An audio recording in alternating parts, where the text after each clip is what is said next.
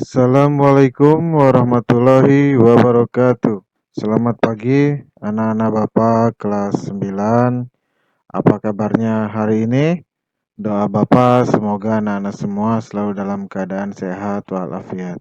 Anak-anak Bapak kelas 9, sekarang kita masuk pada materi kita yang kelima, yaitu mengenai globalisasi. Anak-anak Bapak, bagaimana dengan materi kita yang sebelumnya? Sudah paham ya?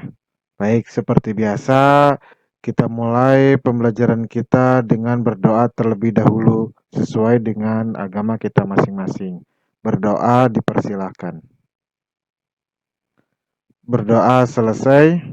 Baik, anak-anak Bapak, kita mulai materi kita. Sebelumnya, kita harus tahu dulu tujuan pembelajaran materi kita yang kelima.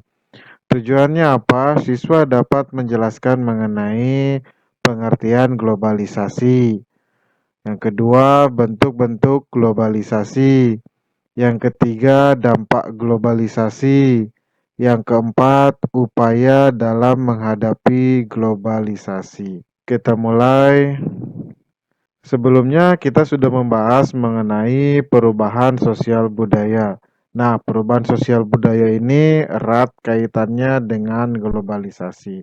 Nah, globalisasi itu apa?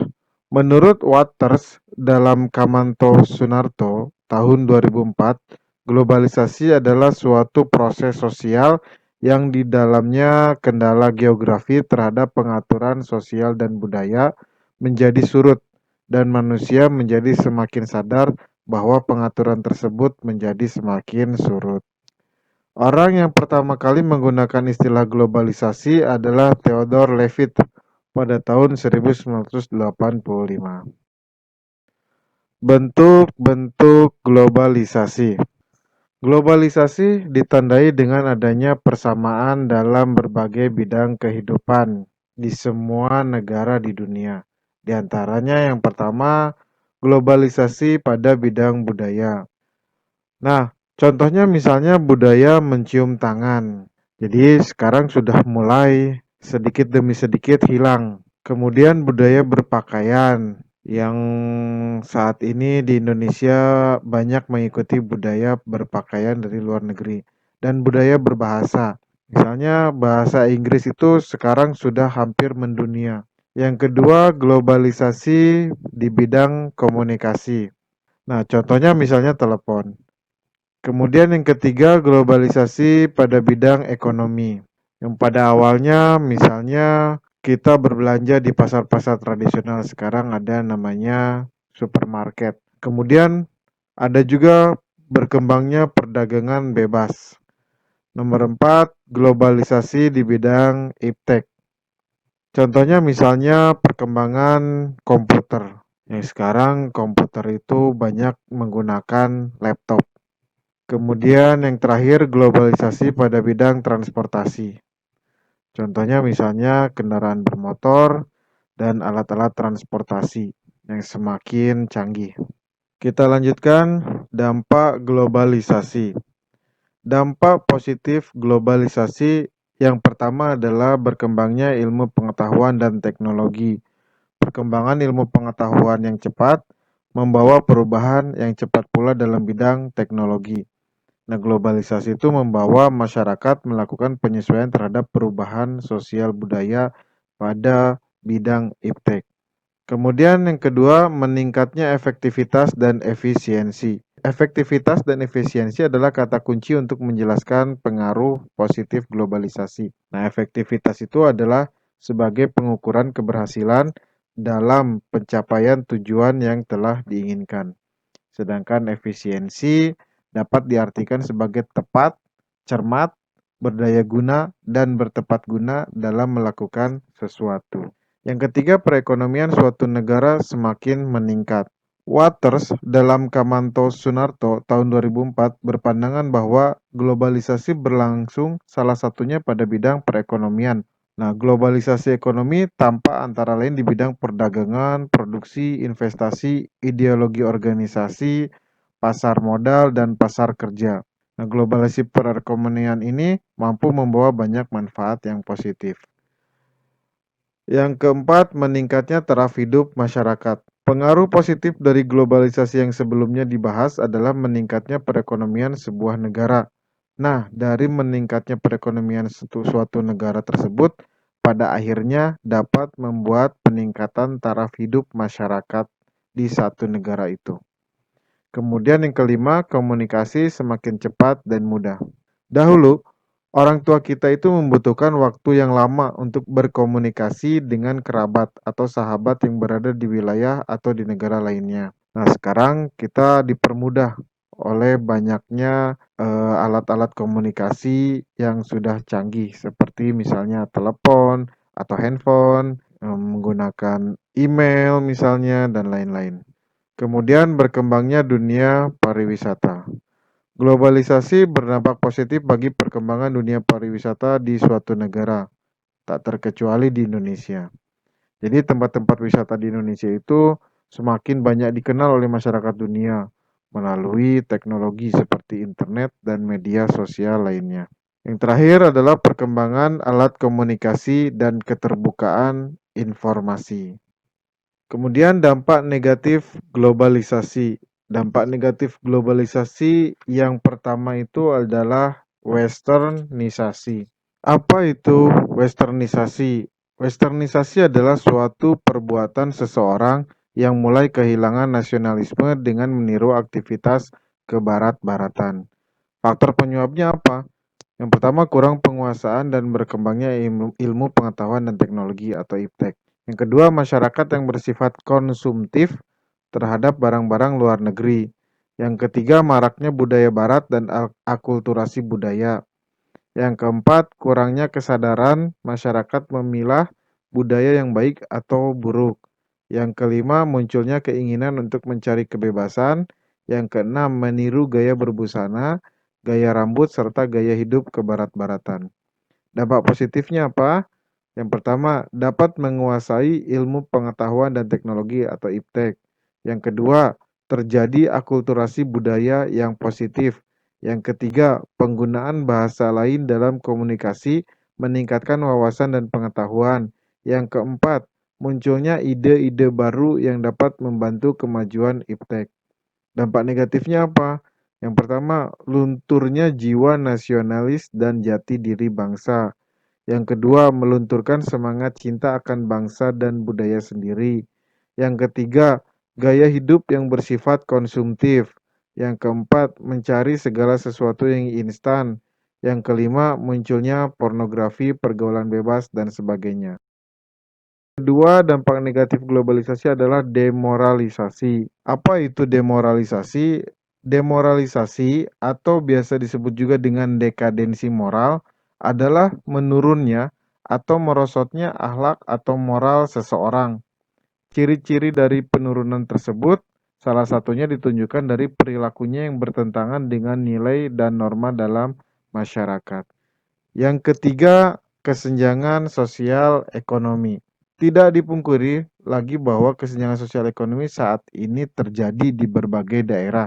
Kesenjangan sosial ekonomi yang terjadi salah satunya sebagai akibat dari globalisasi. Yang keempat adalah kriminalitas. Kriminalitas adalah segala bentuk tindakan yang melanggar norma hukum. Faktor penyebabnya apa? Yang pertama, pertentangan dan persaingan, kemudian perbedaan ideologi politik, kepadatan dan komposisi penduduk, perbedaan kekayaan dan pendapatan, yang terakhir mentalitas yang labil. Dampak kriminalitas adalah yang pertama merugikan pihak lain, baik material maupun imaterial. Yang kedua, merugikan masyarakat secara keseluruhan. Yang ketiga, merugikan negara. Yang keempat, mengganggu stabilitas keamanan negara. Solusinya apa untuk mengatasi kriminalitas? Yaitu yang pertama, menegakkan sanksi hukum yang tegas dan tanpa pandang bulu. Yang kedua, mengaktifkan peran orang tua dan lembaga pendidikan dalam mendidik anak. Yang ketiga, selektif terhadap budaya asing yang masuk agar tidak merusak nilai budaya bangsa. Yang keempat, menjaga kelestarian dan kelangsungan nilai dan norma masyarakat. Dampak negatif Yang kelima adalah pencemaran lingkungan. Masuknya perusahaan asing dan pembangunan sebagai proses dari globalisasi telah membawa perubahan pula dalam lingkungan alam. Berbagai kemudahan telah kita rasakan sebagai dampak dari globalisasi. Namun, proses globalisasi yang tidak dibarengi dengan analisis masalah dan dampak lingkungan sering menimbulkan malapetaka, yakni berupa pencemaran lingkungan. Yang keenam adalah kenakalan remaja. Remaja, menurut Kartini Kartono tahun 1992, disebut juga dengan juvenile delinquency, adalah sebagai gejala patologi sosial pada remaja yang disebabkan oleh satu bentuk pengabaian sosial. Bentuk-bentuk kenakalan remaja itu ada yang dapat menimbulkan korban fisik, ada kenakalan remaja yang dapat menimbulkan korban materi, ada juga kenakalan remaja yang tidak menimbulkan korban dari pihak lain, ada juga kenakalan remaja yang melawan status, juga ada kenakalan remaja non-kriminal. Gejala dari bentuk kenakalan remaja tersebut apa saja? Yang pertama, contohnya misalnya mengebut di jalan, kemudian membentuk kelompok dengan peraturan tidak etis dan arahnya yang mengarah ke destruktif atau menghancurkan atau merusak. Yang ketiga itu pengedaran gambar atau video porno di kalangan remaja. Yang keempat, tindakan indisipliner di sekolah, di rumah, dan di tempat-tempat lainnya. Kemudian mencoret-coret dan merusak fasilitas umum. Kemudian melakukan tindakan kriminal. Ada dua faktor. Yang pertama faktor internal atau dari dalam diri remaja, penyebab kenakalan remaja. Itu yang pertama adalah krisis identitas. Perubahan biologis dan sosiologis pada diri remaja memungkinkan terjadinya dua bentuk integrasi. Integrasi pertama terbentuknya perasaan akan konsisten dalam kehidupannya. Integrasi kedua tercapainya identitas atau peran. Kenakalan remaja terjadi karena remaja gagal mencapai masa integrasi yang kedua. Yang kedua adalah faktor kepribadian. Masa remaja dikatakan sebagai masa yang sedang mencari jati diri. Nah, pada periode ini, seseorang meninggalkan masa anak-anak untuk menuju masa dewasa. Masa ini dirasakan sebagai suatu krisis identitas karena belum adanya pegangan. Kemudian yang ketiga adalah faktor status dan peranannya di masyarakat. Tindakan menyimpang terhadap hukum yang pernah dilakukan anak mendorong kembali si anak melakukan penyimpangan. Seorang anak yang pernah berbuat menyimpang terhadap hukum, seringkali pada saat kembali ke masyarakat, status atau sebutan ex atau mantan yang diberikan oleh masyarakat sulit terhapuskan sehingga anak tersebut kembali melakukan tindakan menyimpang. Kemudian faktor eksternal atau dari luar diri remaja. Yang pertama adalah kondisi lingkungan keluarga. Kondisi orang tua di lingkungan keluarga dapat menyebabkan terjadinya kenakalan remaja. Contohnya misalnya, orang tua yang disibukkan oleh karir dan pekerjaan menjadi kurang perhatian dan memberikan kasih sayang kepada anak. Selain itu, kesibukan mereka mengakibatkan kurangnya proses dialogis dan komunikasi efektif antara orang tua dan anak. Yang kedua, kontak sosial dari lembaga masyarakat kurang baik. Apabila sistem pengawasan lembaga-lembaga sosial masyarakat terhadap pola perilaku anak muda sekarang kurang berjalan, maka akan memunculkan tindakan penyimpangan terhadap nilai dan norma yang berlaku. Contoh, mudah menoleransi tindakan anak muda yang menyimpang dari hukum atau norma yang berlaku, seperti misalnya mabuk-mabukan, tindakan perkelahian, sikap kurang tegas dalam menangani tindakan penyimpangan tersebut akan meningkatkan kuantitas dan kualitas tindakan penyimpangan di kalangan anak muda. Yang ketiga, kondisi geografis atau kondisi alam fisik. Kondisi geografis yang tidak subur, kering, tandus dapat juga menjadi penyebab seseorang melakukan tindakan menyimpang, terlebih pada individu yang bermental negatif. Tindakan kenakalan remaja akibat dari kondisi ini misalnya melakukan pencurian, mengganggu keamanan untuk mendapatkan apa yang mereka inginkan. Yang terakhir, faktor kesenjangan ekonomi dan disintegrasi politik. Kesenjangan yang nyata dan tampak antara orang kaya dan orang miskin menyebabkan kecemburuan sosial yang dapat diwujudkan dalam bentuk tindakan perusakan, pencurian, dan perampokan. Disintegrasi politik, seperti misalnya perang, konflik antar parpol, dan sebagainya, dapat mempengaruhi jiwa remaja yang kemudian bisa menimbulkan tindakan penyimpangan. Upayanya untuk mengatasi kenakalan remaja tersebut apa saja? Itu yang pertama, menguatkan sikap mental remaja agar mampu menyelesaikan persoalan yang dihadapinya.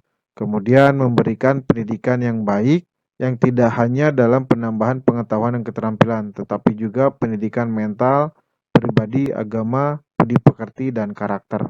Kemudian yang ketiga, menyediakan sarana dan menciptakan suasana yang optimal demi perkembangan pribadi yang wajar. Yang keempat, menyelenggarakan kelompok diskusi konseling dengan memberikan kesempatan mengemukakan pandangan dan pendapat para remaja dan memberikan pengarahan yang positif. Yang kelima, mendirikan tempat latihan untuk menyalurkan kreativitas para remaja. Terakhir, dampak negatif globalisasi adalah individualisme yang semakin tinggi. Upaya menghadapi globalisasi. Yang pertama itu pada bidang budaya. Apa saja? Di antaranya adalah menyaring setiap budaya asing yang masuk ke Indonesia untuk kemudian diadaptasi dan digunakan bersama-sama. Kemudian mempromosikan budaya asli Indonesia ke kancah internasional. Yang ketiga, menyukai dan menggunakan produk-produk asli Indonesia. Yang keempat, memperkuat persatuan dan kesatuan antar warga Indonesia yang memiliki budaya beragam. Yang kelima, mematenkan setiap budaya Indonesia.